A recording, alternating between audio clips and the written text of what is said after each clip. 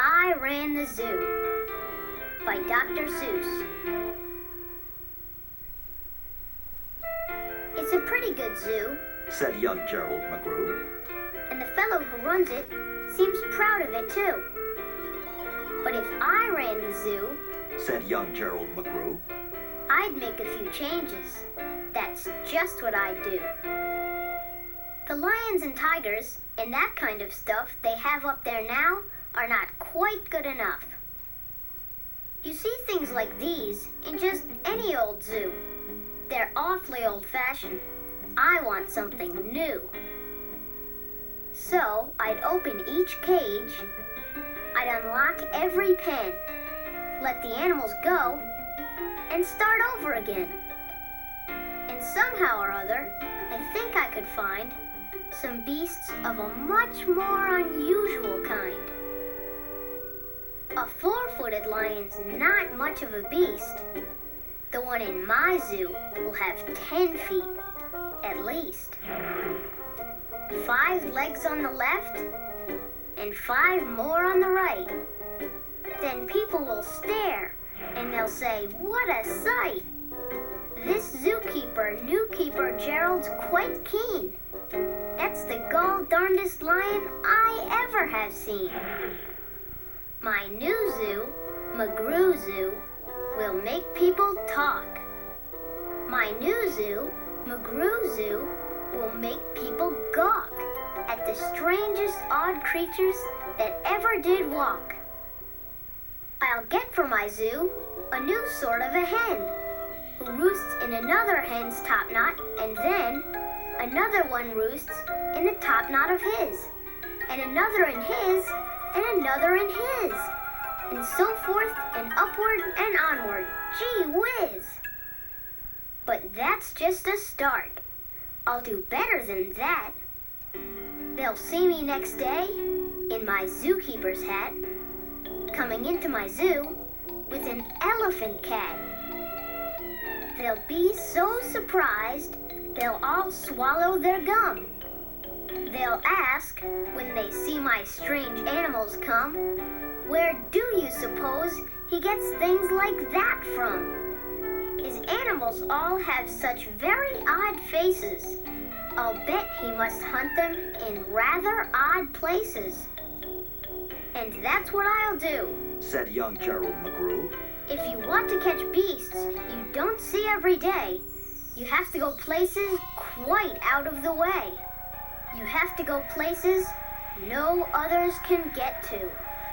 You have to get cold, and you have to get wet too.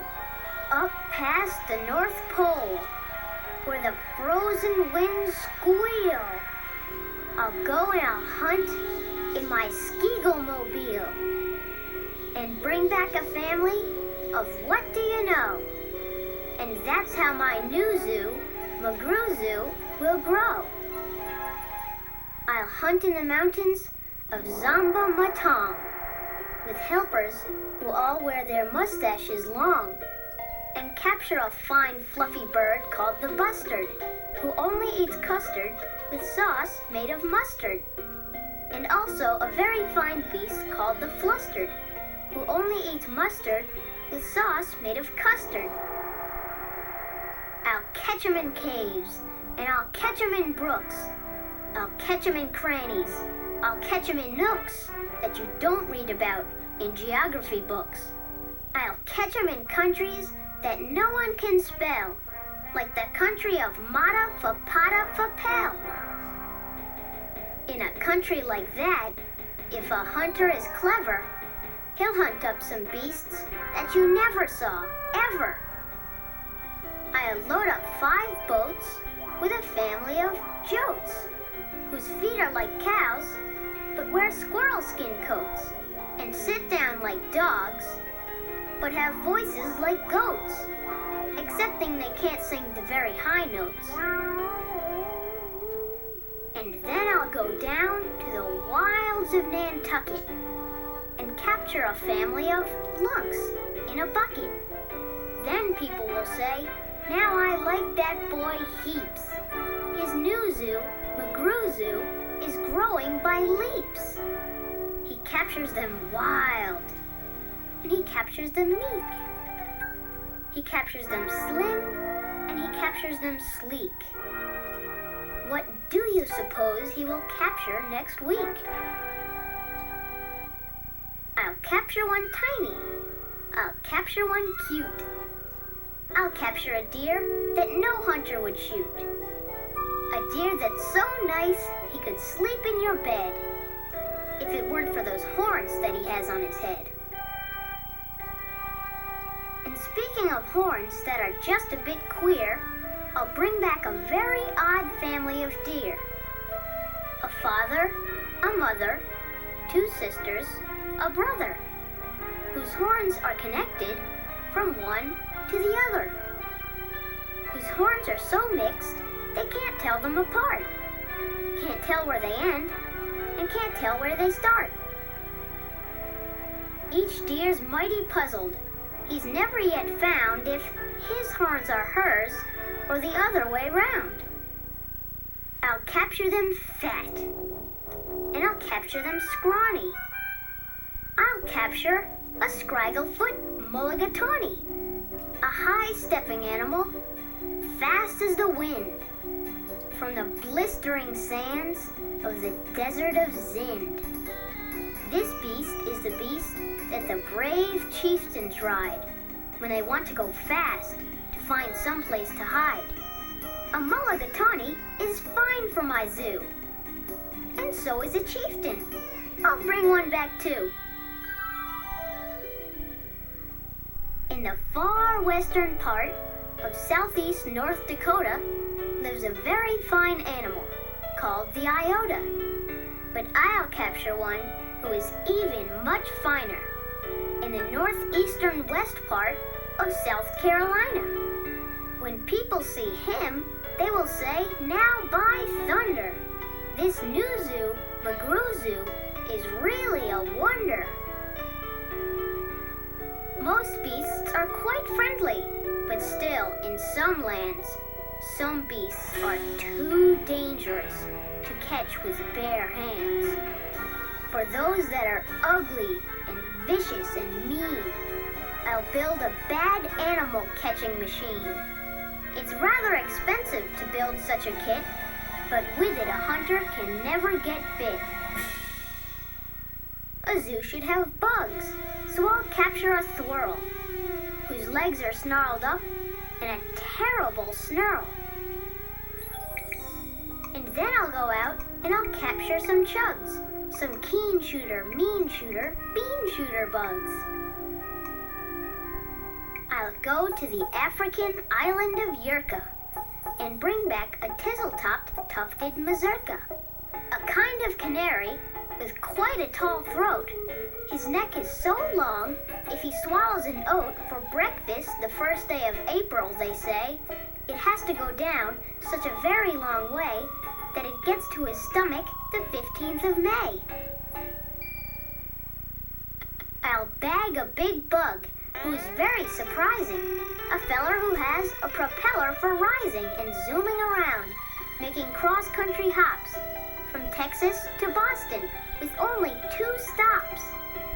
Now that sort of thing for a bug is just tops.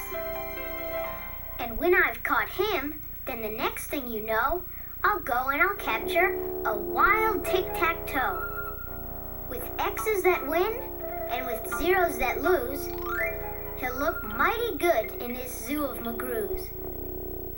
I'll bring back a gusset, a gherkin, a gasket, and also a gooch from the wilds of Nantasket. And 8 Persian princes will carry the basket. But what their names are, I don't know, so don't ask it. In a cave in Khartoum lives a beast called the Natch that no other hunter's been able to catch.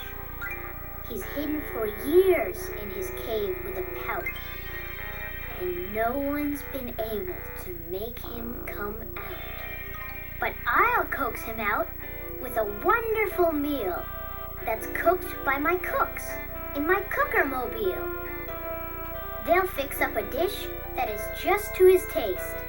3 chicken croquettes made of library paste, then sprinkled with peanut shucks, pickled and spiced, then baked at 600 degrees, and then iced.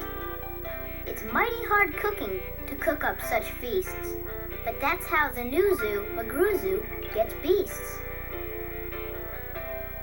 I'll go to the faraway mountains of Tobsk, near the river of Nobsk, and I'll bring back an Obsk, a sort of a kind of a thingamabobsk, who only eats rhubarb and corn on the cobsk.